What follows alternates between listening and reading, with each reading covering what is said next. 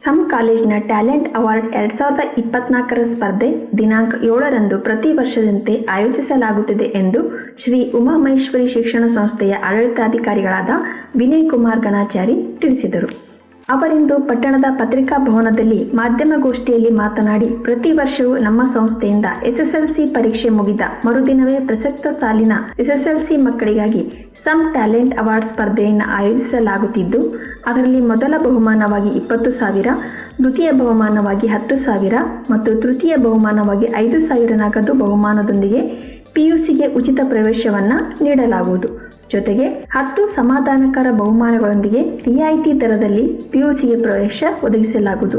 ಈ ಸಾರಿಯ ಪರೀಕ್ಷೆಯನ್ನು ನಾರಾಯಣಪುರ ರಸ್ತೆಯ ನಮ್ಮ ಸಂಸ್ಥೆಯ ಹೊಸ ಕಟ್ಟಡದಲ್ಲಿ ನಡೆಸಲಾಗುತ್ತಿದ್ದು, ಭಾಗವಹಿಸುವ ವಿದ್ಯಾರ್ಥಿಗಳು ತಮ್ಮ ಹಾಲ್ ಟಿಕೆಟ್ ಮತ್ತು ಶಾಲಾ ID ಕಾರ್ಡ್ನೊಂದಿಗೆ ಹಾಜರಾಗಬೇಕು ಎಂದು ಹೇಳಿದರು.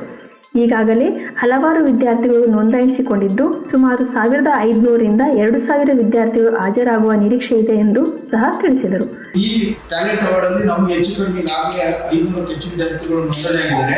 ನಮ್ಮ ನಿರೀಕ್ಷೆ ಪ್ರಕಾರ 1,800 to 2,000 ವಿದ್ಯಾರ್ಥಿಗಳು ಭಾಗಿಯಾಗಬಹುದು. ಅಂದ್ರೆ 1500ರಿಂದ 2,000 ವಿದ್ಯಾರ್ಥಿಗಳು ಕೂಡ ಈ ಅವಾರ್ಡ್ ನಲ್ಲಿ ಭಾಗಿಯಾಗಬಹುದು. ಈ ಅವಾರ್ಡ್ ಪರೀಕ್ಷೆಯನ್ನ ನಮ್ಮ ಹೊಸ ಕಾಲೇಜ್ ನಾರಾಯಣಪುರ ರೋಡ್ ಪರ್ಕಲ್ ಗ್ರಾಮದಲ್ಲಿ ಇರ್ತಕ್ಕಂಥ ಹೊಸ ಕಾಲೇಜಿನಲ್ಲಿ ಈ ಎಕ್ಸಾಮ್ ಅನ್ನು ಮಾಡ್ತೇವೆ. ಅಂದೇ ದಿನ ನಾವು ಬಹುಮಾನವನ್ನು ವಿತರಣೆ ಮಾಡ್ತೀವಿ. ಜಾಸ್ತಿ ವಿದ್ಯಾರ್ಥಿಗಳು ಭಾಗವಹಿಸಲು ಅವರಿಗೆ ಮನವಿ ಮಾಡ್ತೀವಿ.